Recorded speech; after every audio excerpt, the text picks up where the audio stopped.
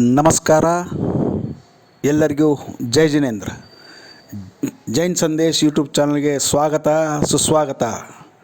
ಸ್ನೇಹಿತರೆ, ಮೇ 15 ರಂದು ಮಹಾರಾಷ್ಟ್ರದ ಸಾಂಗ್ಲಿ ಪಟ್ಟಣದಲ್ಲಿ ದಕ್ಷಿಣ ಭಾರತ ಜೈನ ಸಭೆ 100ನೇ ಅಧಿವೇಶನದ ಶತಮಾನೋತ್ಸವ ಮಹಾ ಸಮಾರಂಭ ಅತ್ಯಂತ ವಿಜೃಂಭಣೆಯಿಂದ ನಡೆಯಿತು. ಅಂದು ಸಾಂಗ್ಲಿ ಪಟ್ಟಣದ ನೇಮಿನಾಥ್ ನಗರದಲ್ಲಿರುವ ಕಲ್ಪದ್ರುಮ ಕ್ರೀಡಾಂಗಣದಲ್ಲಿ ಈ ಶತಮಾನೋತ್ಸವ ಸಮಾರಂಭ ಸಂಭ್ರಮ ಸಡಗರದಲ್ಲಿ ಮತ್ತು ಸುಮಾರು 1 ಲಕ್ಷಕ್ಕೂ ಹೆಚ್ಚು ಜನರ ಸಾಕ್ಷಿಯಲ್ಲಿ ಈ ಸಮಾರಂಭ ನಡೆಯಿತು. ಈ ಸಮಾರಂಭಕ್ಕೆ ಪ್ರಮುಖ ಅತಿಥಿಗಳಾಗಿ ಮಹಾರಾಷ್ಟ್ರ ರಾಜ್ಯದ ಉಪಮುಖ್ಯಮಂತ್ರಿಗಳಾದಂಥ ಅಜಿತ್ದಾದಾ ಪವಾರ್, ಜಲಸಂಪನ್ಮೂಲ ಸಚಿವರಾದಂಥ ಜಯಂತ್ ಪಾಟೀಲ್, ಗ್ರಾಮೀಣ ಅಭಿವೃದ್ಧಿ ಸಚಿವರಾದಂಥ ಹಸನ್ ಮುಶ್ರೀಫ್, ಸಹಕಾರ ಸಚಿವರಾದಂಥ ವಿಶ್ವಜಿತ್ ಕದಮ್, ಕೊಲ್ಲಾಪುರ ಉಸ್ತುವಾರಿ ಸಚಿವರಾದಂತಹ ಸತೇಶ್ ಉರ್ಫ್ ಬಂಟಿ ಪಾಟೀಲ್, ಮಾಜಿ ಸಂಸದರಾದಂತಹ ರಾಜು ಶೆಟ್ಟಿ, ಪ್ರಕಾಶ್ ಹುಕ್ಕೇರಿ, ಶಾಸಕರಾದಂತಹ ಶ್ರೀಮಂತ್ ಪಾಟೀಲ್, ಮಾಜಿ ಶಾಸಕರಾದಂತಹ ವೀರ್ಕುಮಾರ್ ಪಾಟೀಲ್, ಕಲ್ಲಪ್ಪಣ್ಣ ಮೆಗೆನ್ನವರ್, ಸಂಜಯ್ ಪಾಟೀಲ್. ಈ ಶತಮಾನೋತ್ಸವದ ಕಾರ್ಯಕ್ರಮದ ಅಧ್ಯಕ್ಷತೆಯನ್ನು ದಕ್ಷಿಣ ಭಾರತ ಜೈನ ಸಭೆಯ ಅಧ್ಯಕ್ಷರಾದಂತಹ ಶ್ರಾವಕರತ್ನ ಶ್ರೀ ರಾವ್ಸಾಬ್ ಪಾಟೀಲ್ ದಾದಾ ಅವರು ವಹಿಸಿದ್ದರು. ಸೇರಿದಂತೆ ಅನೇಕ ಗಣ್ಯಾತಿ ಗಣ್ಯ ವ್ಯಕ್ತಿಗಳು ಈ ಸಮಾರಂಭಕ್ಕೆ ಉಪಸ್ಥಿತ ಇದ್ದು, ಜೈನ ಸಮಾಜ ವತಿಯಿಂದ ನಡೆಸಲಾಗುತ್ತಿದ್ದ ದಕ್ಷಿಣ ಭಾರತ ಜೈನ ಸಭೆಯ ತ್ರೈವಾರ್ಷಿಕದ ಶತಮಾನೋತ್ಸವ ಕಾರ್ಯಕ್ರಮವನ್ನು ಉದ್ಘಾಟಿಸಿ ಅದಕ್ಕೆ ಶೋಭೆ ತಂದರು. ಉದ್ಘಾಟನಾ ಸಮಾರಂಭವನ್ನು ನೆರವೇರಿಸಿದ ಮಹಾರಾಷ್ಟ್ರ ರಾಜ್ಯದ ಉಪಮುಖ್ಯಮಂತ್ರಿಗಳಾದ ಶ್ರೀ ಅಜಿತ್ದಾದಾ ಪವಾರ್ ಅವರು ಮಾತನಾಡುತ್ತಾ, ಕರ್ನಾಟಕ ರಾಜ್ಯದಲ್ಲಿ ಜೈನ ಸಮಾಜಕ್ಕೆ ಇರುವ ಸವಲತ್ತುಗಳನ್ನು ತಿಳಿದುಕೊಂಡು ಅದೇ ಮಾದರಿಯಲ್ಲಿ ಮಹಾರಾಷ್ಟ್ರದಲ್ಲಿಯೂ ಸಹ ಜೈನ ಸಮಾಜಕ್ಕೆ ಎಲ್ಲ ಸವಲತ್ತುಗಳನ್ನು ನೀಡಲು ಪ್ರಯತ್ನಿಸುವುದಾಗಿ ಭರವಸೆ ನೀಡಿದರು.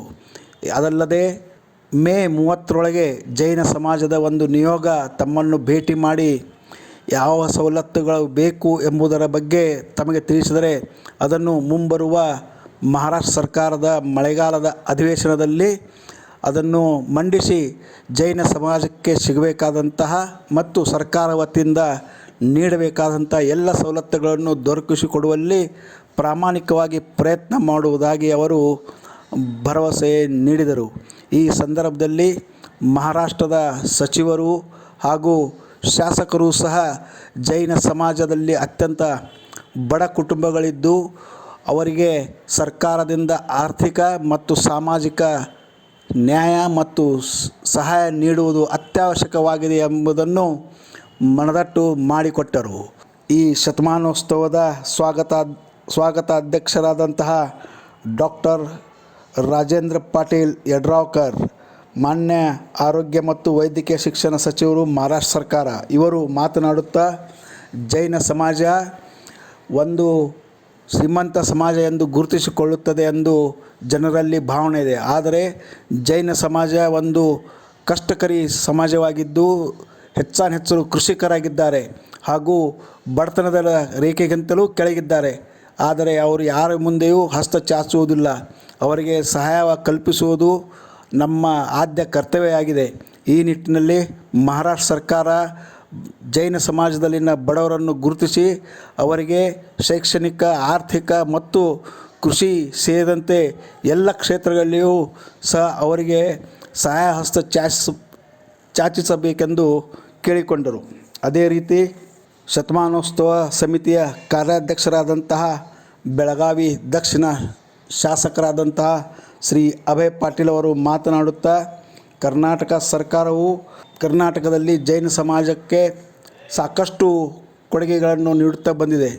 ಇತ್ತೀಚೆಗೆ ಹಲವು ಬಸ್ತಿಗಳ ಜೀರ್ಣೋದ್ಧಾರಕ್ಕಾಗಿ ಕರ್ನಾಟಕದ ಮಾನ್ಯ ಮುಖ್ಯಮಂತ್ರಿಗಳಾದಂತಹ ಶ್ರೀ ಬಸವರಾಜ ಬೊಮ್ಮಾಯಿ ಅವರು 25 ಕೋಟಿ ರೂಪಾಯಿಗಳನ್ನು ಸಹ ಅನುದಾನ ಬಿಡುಗಡೆ ಮಾಡಿದ್ದಾರೆ ಎಂದು ಸಮಾರಂಭದಲ್ಲಿ ತಿಳಿಸಿದರು.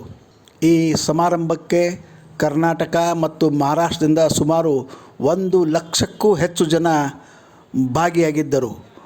ಅದಲ್ಲದೆ ಕರ್ನಾಟಕ ಮತ್ತು ಮಹಾರಾಷ್ಟ್ರ ಸರ್ಕಾರದಲ್ಲಿನ ವಿವಿಧ ಹುದ್ದೆಗಳಲ್ಲಿ ಅಲಂಕರಿಸುತ್ತಿರುವ ಜನಪ್ರತಿನಿಧಿಗಳು ಸಹ ಭಾಗಿಯಾಗಿದ್ದರು. दक्षिण भारत जैन सभेनं आजपर्यंत या 123 वर्षाच्या इतिहासामध्ये अतिशय चांगल्या पद्धतीनं नव्या पिढीला प्रोत्साहन द्यायचं काम केलं.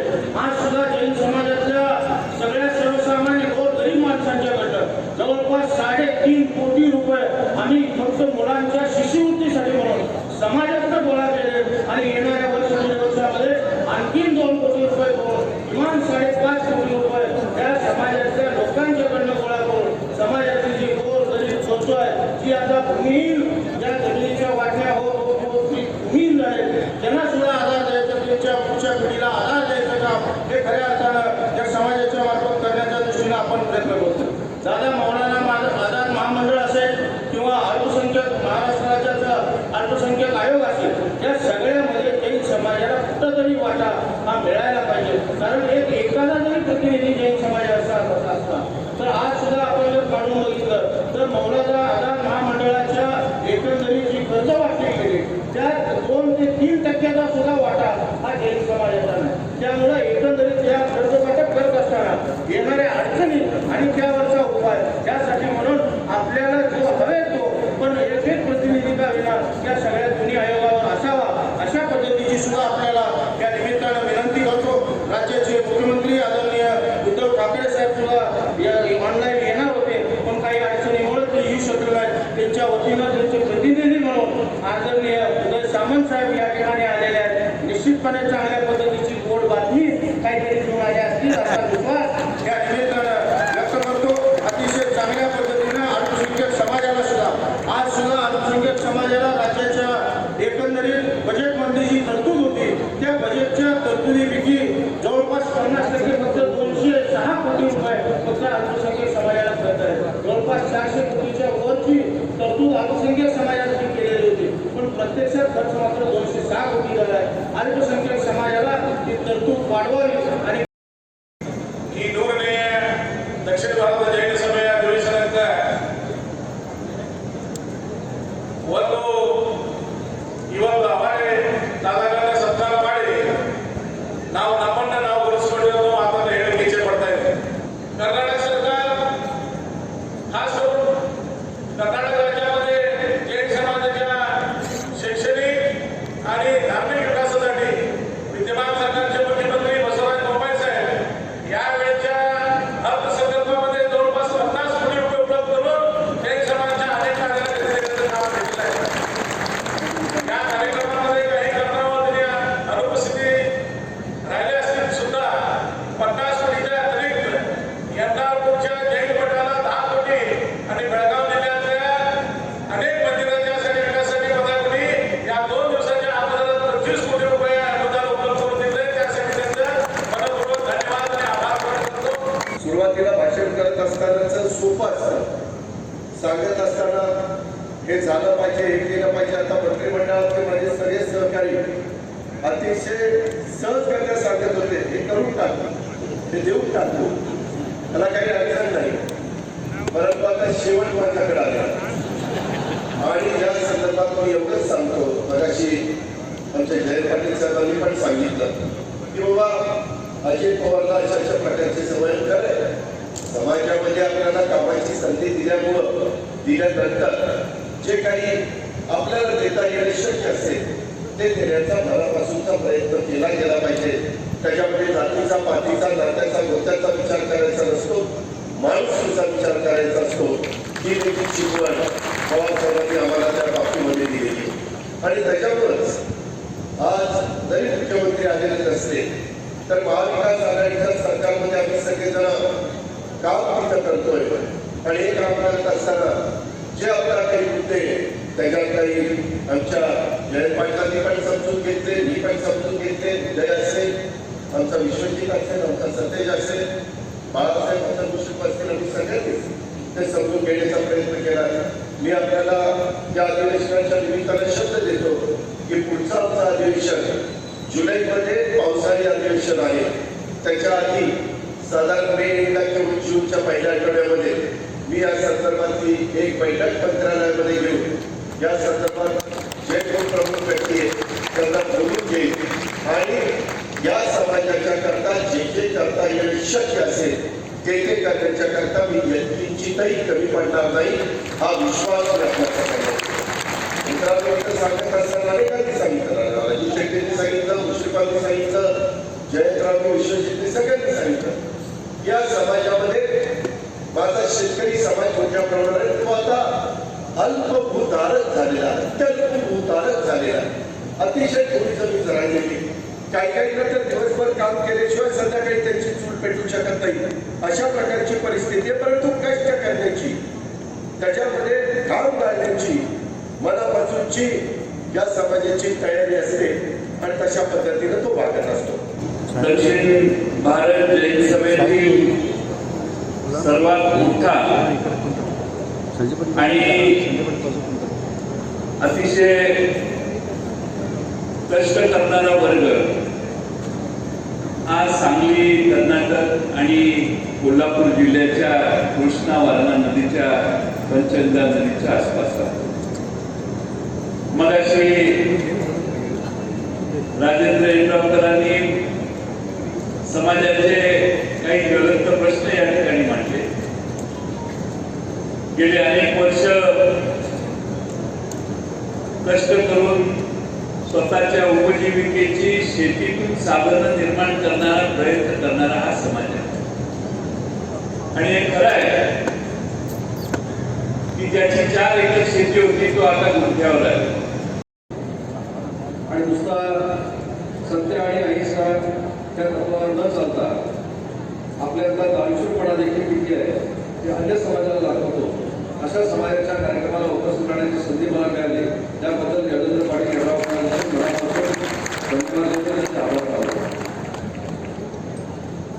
2.5 वर्षापूर्वी दादा महाराष्ट्र राज्याचे मुख्यमंत्री आदरणीय उद्धव ठाकरे साहेबांच्या नेतृत्वाखाली, तुमच्या नेतृत्वाखाली महाविकास आघाडीचं सरकार स्थापन झालं आणि या सरकारमध्ये मला उच्च तंत्रशिक्षण विभागाचा मंत्री म्हणून काम करण्याची संधी मिळाली. हे खातं आल्यानंतर या पूर्ण विभागाचा अभ्यास करत असताना एक लक्षात आलं, या महाराष्ट्रामध्ये ज्या ज्या संस्था आहेत, ज्या ज्या शैक्षणिक व्यवस्था आहे, या शैक्षणिक व्यवस्थेमध्ये अतिशय चांगल्या पद्धतीनं बहुजनांना शिक्षण देण्याचं काम सर्वप्रथम जर कोणी सुरू केलं असेल तर ते कर्मवीर भाऊराव पाटलांनी सुरू केलं. आणि या खात्यामध्ये काम करत असताना दुसरं एक लक्षात आलं की त्यांनी स्थापन केलेली रयत शिक्षण संस्था की आज महाराष्ट्रातल्या बहुजनांच्या मुलाला शिक्षण देते, अशा पद्धतीची आदर्शवान संस्था देशात कुठे नाही हे मला जबाबदारी आणि म्हणून मला असं वाटतं की या समाजाच्या मागण्या मान्य करणं ही महाविकास आघाडीची मीटिंग झाल्याबरोबर हे जवळजवळ 10-12-13 एकर जमीन दिलेली आहे, त्याच्यावर आमचा 10 कोटीचा प्रकल्प उभा राहणार आहे. तर आम्ही हे 10 कोटी ते कसं उभं करायचं आहे हे आम्हाला लक्षात फार फार मोठा प्रश्न होता. त्यावेळेस जयंत पाटलांनी आदरणीय आमचे उपाध्यक्ष, केंद्रीय उपाध्यक्ष भाजपराव पाटलांनी बोलता जयंतराव पाटील साहेबांना बोलले कसं करायचं. तर जयंतराव पाटील साहेब म्हटले राजेंद्र इंद्रावकरांना आणि तुम्ही सगळे मिळून मुंबईला या.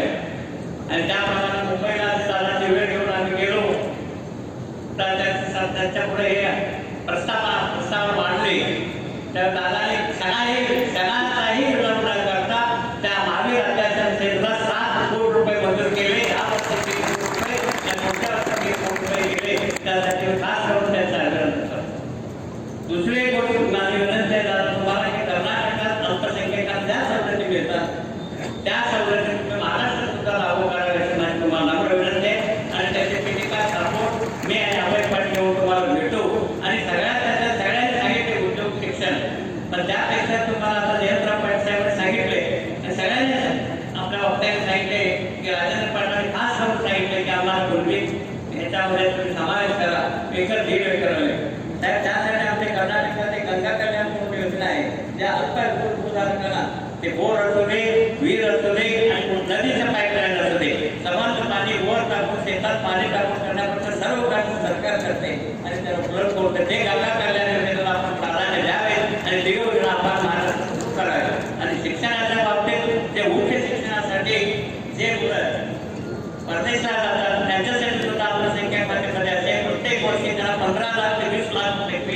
आम्ही कर्नाटक सरकार त्यांची भरते आणि 2-3 वर्षामध्ये सगळं करत नाही कर्नाटक सरकारचं. त्या सर्व योजनांचा आकार देतो. जे कर्नाटकाला मला एक समाजावर सवलत आहे ते आपण महाराष्ट्र सरकार सुद्धा आपल्याला करून द्यावे ही तुम्हाला नम्र विनंती आहे. तिसरी गोष्ट, आम्ही कर्नाटक इतर कसं दक्षिण भारत एक सभा आहे तसं दादा कर्नाटक बेंगळूरमध्ये सुद्धा एक कर्नाटक जैन असोसिएशन म्हणून संस्था आहे आणि त्यांनी प्रत्येक वर्षाला महावीर जयंती राज्य लेवलवर स्टेट लेवलवर मोठ्या प्रमाणात साजरी करतात. एक वेळे त्यावेळी साजरे करताना प्रमुख पाहुणे म्हणून त्यावेळी काँग्रेस प्रमुख होता आणि सिद्धरामय्या साहेबांना आमंत्रण केलं होतं. त्यांनी सगळ्याला आले आणि ते एकच पुरस्कार देतात वर्षाला महावीर पुरस्कार म्हणून 1 लाख रुपये आणि मान सन्मान सगळं देतो. त्यावेळी सिद्धरामय्या साहेबांनी काय म्हटले, हे कोण करतात तर जे कर्नाटक ते बंद करा आणि हे शासनामार्फत महावीर जयंती साजरा करा आणि त्या वर्षापासून कर्नाटकात बेंगळूरमध्ये शासनामार्फतच महावीर जयंती साजरा करता येते आणि तो 1 लाखाचा फंड होता ते 2 लाख रुपये कर्नाटक गव्हर्नमेंटमध्ये पुरस्कार देतात. त्या पद्धतीने आपण सुद्धा मुंबईला महावीर जयंती शासनामार्फत साजरी करावी आणि 1 माणसाला उत्कृष्ट पुरस्कार आपण द्यावे अशी तुम्हाला नम्र विनंती करतो. एवढाच मुख्य विषय. तिसरे विषय ते खास करून आमचे दक्षिणचे आमदार अभय पाटलांचे मी अभिनंदन करणार आहे सभेमार्फत. आदरणीय सर्वप्रमुख महामस्तक अध्यक्ष झाल्यावर रघुनाथ सागर महाराज उत्तरेकडे चालले होते. कोरोनाचा महामारी होता त्यावेळी बेळगावात त्यांचं चातुर्मास आम्ही केलो. तर त्यावेळी म्हटले आम्हाला 2 बोर्डिंग बेळगावमध्ये आहे, धर्मनाथ बोर्ड आणि माणिकबाग बोर्डिंग जुनी. त्यावेळी त्यांनी काय समाजाला सांगितले, माणिकबाग बोर्डिंग आहे की नाही हे विद्यार्थी वसतिगृह तेवढं ठेवा आणि बाकीचे सर्व शांती सागर स्मारक करा म्हटले. त्यांचा आढावा केला तर 2 ते 3 कोटी रुपये खर्च होतो. आमच्या समाजाने जाऊन अभय पाटलांना विनंती केली की एवढं खर्च आम्ही कसं काय हे बरोबर. अभय पाटला जेव्हा महाराजांना अभिवचन दिलं, महाराज हे काम उद्यापासून आम्ही सुरू करतो, ते कुठल्याही परिस्थितीत थांबणार नाही. माझ्या आमदार खंडातून मी 2 कोटी रुपये करतो आणि राहिलेले खर्च माझ्या खिशातून घालतो पण ते 3 कोटीचं स्मारक पूर्ण करतो म्हटलं. महाराज त्यातून माझं वर जाईपर्यंत ते स्मारकाचं उद्घाटन करून घेतलं. आणि आम्हा सगळ्या मंडळींना अभिमान आहे की कोल्हापूर जिल्हा म्हणून जैन समाजाचं महत्त्व कोल्हापूर जिल्ह्यामध्ये प्रचंड असं आहे आणि जिल्ह्याच्या विकासाला गती देण्याचा प्रयत्न, जिल्ह्याच्या विकासाला चालना देण्याचा प्रयत्न जैन समाजाचा सातत्याने या ठिकाणी राहिलेला आहे. आणि या अधिवेशनाच्या निमित्तानं काही प्रश्न आज समाज म्हणून मांडण्याचा प्रयत्न अनेकांनी त्या ठिकाणी केला आणि आमची तीच अपेक्षा आहे की ज्या काही अडचणी असतील, ज्या काही विषय आज राज्य शासन म्हणून आपले अपेक्षित असतील ते कशा पद्धतीनं पूर्ण होतील, किंबहुना त्या सगळ्या प्रश्नांना कशा पद्धतीनं चालना देता येईल हा या अधिवेशनाचा मुख्य उद्देश निश्चितपणे या ठिकाणी असणार. आणि म्हणून सन्माननीय अजितदादा या सगळ्या प्रश्नांबाबतीत निश्चितपणे सुतोवाच करतील.